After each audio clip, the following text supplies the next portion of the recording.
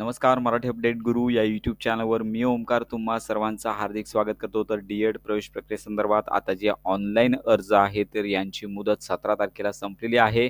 आता यानंतर काय प्रोसेस असणार आहे तर या संदर्भात आपण संपूर्ण माहिती घेणार आहोत. तर येथे पाहू शकता की इम्पॉर्टंट डेट्स या ठिकाणी देण्यात आले आहे की 23 तारखेला 23 जूनला प्रोव्हिजनल मेरिट लिस्ट प्रसिद्ध होईल आणि त्याच्या संदर्भात जर काही तुम्हाला आक्षेप आणि हरकती घ्यायच्या असतील तर तुम्ही 23 तारखेपासून ते म्हणजे 23 या एकाच तारखेदिवशी तुम्हाला घेता येणार आहेत. तर त्यानंतर सर्व विद्यार्थ्यांचे आक्षेप आणि हरकती जर काही तुमच्या मेरिटमध्ये किंवा मार्कांमध्ये जर काही तफावत असतील तर तुम्हाला हे आक्षेप घेता येणार आहेत आणि त्यानंतर विद्यार्थ्यांच्या आक्षेप आणि हरकती लक्षात घेता फायनल मेरिट लिस्ट आहे ती 25 तारखेला प्रसिद्ध होणार आहे.